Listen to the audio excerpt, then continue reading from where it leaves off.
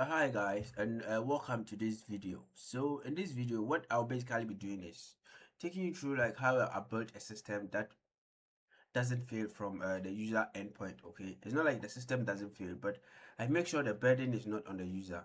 Now, over the past years, I have seen systems. Okay, I have managed systems that when it breaks, even the developers cannot fix what's broken just because there has been a transition. Okay, for instance, a person, a worker A created the system, and then like after a couple of days or years, the worker A leaves, and then a worker B comes in to maintain the system, and they don't know what to do because of the structure of the code. One, there is no commenting, and then most developers who I know are effective, like not as in like effective. Most developers I know who are very like productive, they don't do with comments because like they just make the codes. They don't care about comments. Comments is about like making sticky notes for other people. So they have no time to make those sticky notes because they just code from their brain. Now, I have seen systems that broke, and then there is no way you can find out where it's broken. You have to do a lot of debugging. You have to check a lot of logs, and then that's it. So I built a website for this client, right? And then it's been like 3 years since I've been managing their website, and then this year we thought of going in a different direction. That is to say, to make sure the website works efficiently. Okay.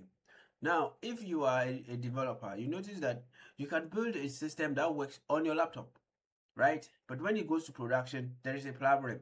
And this is so common in the sense that the environments are different. For instance, I developed this website on my Windows machine, and when I'm deploying it, I'm deploying this website on a Linux KVM I bought from Hostinja. So you get to know that there is different in the runtime environment. Like that's the operating system. It works fine on Windows, but it doesn't work on Linux.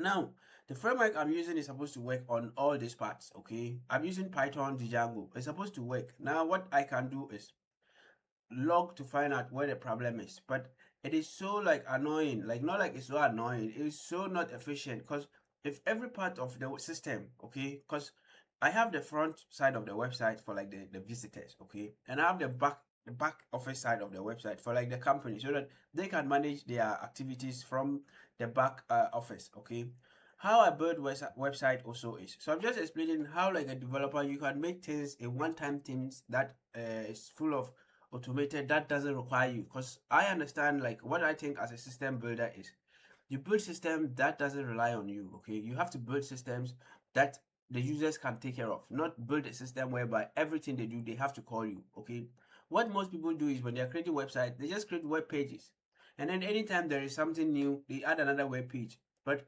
we've gone past those static web designs, and then now we are in an era whereby it has to be all object oriented, and that is to say this has to be very dynamic. So when I build a website, what I do is I first of all create like the front view, okay, where visitors come to see, and then I also create the back view, that's the back office, where the company or whoever owns the website has access to, and it requires credentials to manage the website. So these companies, they travel and tour, and then they manage bookings, like they manage tour events, they manage like destinations and other stuff. So what I did is create a back office for them. Now, everything is working fine on my laptop. When I took it to production, when I create a tour event, it doesn't work. And wherever the problem is, I have to debug. And debugging over here, I have to look at live logs from the KVM. And then like, who has time to do that? So what I do is I have Ocean. Okay, now let me just show you what Ocean looks like. So 1 minute, let me just show you what Ocean looks like. So I have Ocean, and then this is let me just, so I have my own domain like Root Tech IT Solutions, and then in my domain, because I'm working with a KVM, okay, I have a lot of things that I can do with my KVM. So because I bought a KVM, that's like a virtual server from Hostinja, and this is how the virtual server looks like. So currently I'm connected to the virtual server on Hostinja, and then I can do anything I want. So I have subdomains there, and then in my roottechits.com, I have my Ocean hosted. So like if I log in into my Ocean, this is how Ocean looks like. And then most of you, like maybe you're not familiar with Ocean, but this is how it looks like. Now in Ocean, if I come to setup, okay, and then I go to when I open company setup over here, then I look for emails. You notice I have mail logs over here. So what I'm doing is any system I build, I try to integrate it to Ocean with APIs, that when there is an issue, it automatically sends emails to like Ocean. It logs email in Ocean, and Ocean sends the email to the recipient. And here the recipient is me, right? So when a user is using the system and there is an error, okay, they don't have to call me and be like, yo, there is a problem with the system you've built for us. No, because before they call me, I know, because at every point where the system I expect breaks, I just put, I have this function in Python. You can see this is like send email payload, right? So I just import my request, import my JSON, specify the endpoint of Ocean, and then like I say to, and then who is this going to? So this is passed also in the function, and then the message I want to send, the subject, sorry, and then the message. So this goes, and then like, yeah, the email is logged in Ocean, and Ocean takes time to forward those emails. Ocean doesn't send it at once. So he also, at Ocean, I also implement layers of like doing this. It doesn't go automatically, okay? So over here, what I would just do to test this is I've already pushed this to production, right? And then the production endpoint is live. So let's go to production, and then like 1 minute. So this is whom do I have over here? Just a minute, let me find my tab. Now I have my tab here, and then this is the company. I said I've created their website, and then this is their tours. Okay, so this is page for like their tour events where you can filter destinations. So we've done a lot of changes this year to make sure like the system really works well for them, and then they have to get value for their money. And currently there are no feature tours, but like they have tour events, three that they are organizing this year that I'm aware of. So the whole goal is to add them to the website. So now what I also do is anytime I have, so this is the back office of the website, okay? And if you're adding a new tour, we have like a hero page, the hero, what shows at the hero page, and then the tour overview, highlights, and then itinerary, inclusions and exclusions, price per staffs, and then like a photo gallery, right? So what I do is normally when I'm filling a form, okay, I just get the details of the form and I paste it in ChatGPT, and I tell ChatGPT this is what I want to do. I need data for it. So I have already done that with ChatGPT. So first I pasted this, I posted this image to ChatGPT. This image, right? This is the tour event. So I posted it to ChatGPT, and I told ChatGPT that I made it understand the image. So I told it to understand the image. Then he understood the image. Then I asked ChatGPT. So I'm editing it to the website. Generate data for the hero side as below. So this is what I need, and what ChatGPT is saying is the hero side. I have to upload the image, okay? I have to upload the image of like something. So upload the Abu Dhabi promotional image, or highlight a skyline image from Burj Khalifa and Sheikh something mosque. Okay, so now I don't even know where that is, but this company has already gone for tour activities in Dubai, and then this is their images I have. So I'll pick this cool one that shows like the Dubai tunnel, or like let me just pick one that is related to Dubai and very cool. So I think this one is okay. So I'll just click open, then it loads the image for me. Now, saying title. So ChatGPT has also given me title. It says Dubai and something luxurious. So I just copy and paste this, and then it says it's 8 days. So I've already filled this and had errors, and then the destination is Dubai, Abu Dhabi, United Arabs, and then like the tagline is like what? Experience iconic skylines, desert, and some stuff. So where I'm thinking the system is breaking is the overview. So I feel like the model, the text length I've specified is actually less than the text length I'm passing. But wherever the situation is, we will get to find out soon. So I click on Dubai, right? And then I come to the overview. So it has given me this overview about the tour. I trust ChatGPT so much that sometimes I don't even read what it's saying. Okay, what I just do is I post what is there. I don't even read what it's saying, but that's okay. And then the tour highlights, it says visit 12th floor of Burj Khalifa. Okay, let me just keep one highlight, but like you can click add over here to add more highlights. So I made it give me some highlights, desert safari, and then like a dinner somewhere. So like let's just add one highlight, and then it says day by day itinerary. So day one, what would they do? So day one, like let's see the itinerary chart is giving. Day one, they will arrive in Dubai. That is expected because the place is in Dubai, and then day two, arrival in blah blah blah. So like day two, like let's see the one the description. So I also think it is breaking over here because the text I'm posting over here, I feel like this is where the problem is. Okay, so and then like accommodation 4-star hotel in Dubai, meals none. Okay, so that is it. And then like you can also click over here to add for day two and then other stuffs, but I don't need this. I'll just remove this. And then this is inclusion. There's a round trip ticket included in this package, And then what is not included: personal expenses, shopping, and then souvenirs, etc. They are not included. Now this is how much Lisadel is charging for like this. So for starting from $1,750 for this trip. Okay, I think this is cool, right? How much is that in Ghana cedis?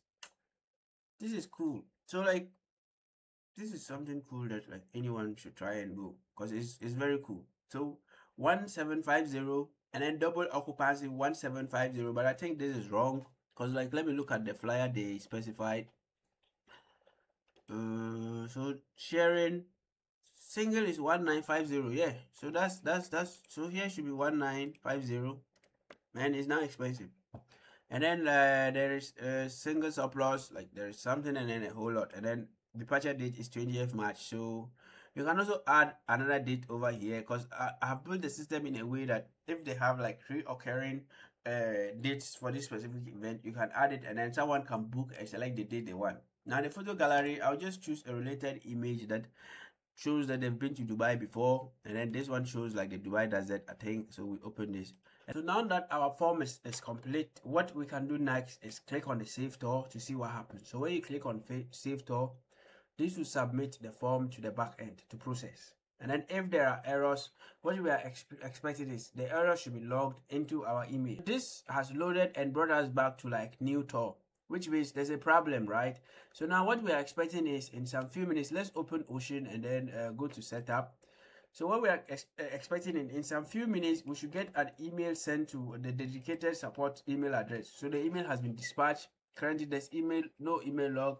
So a few minutes, let's open the dedicated email support mailbox and then find out. So now if we open, this support system uses Proton Mail. So we open our Proton Mail to see if we have received any new email, and we notice that yes, we have a new email that came in at 8:28. That is like 8:28 currently. So if we open this email, what it will tell us is permission denied, and then there's a link to what is happening and the permission is denied, and then there's a link to the file where this error is happening, and also there is a line number, right? So this is line number 739. So this is an email that will go to like the support person. Okay, so this comes to us now. One thing we can do is open our code and then go to that specific file. So this is the file, and then you can find the line number. So let me just say the line number is 739.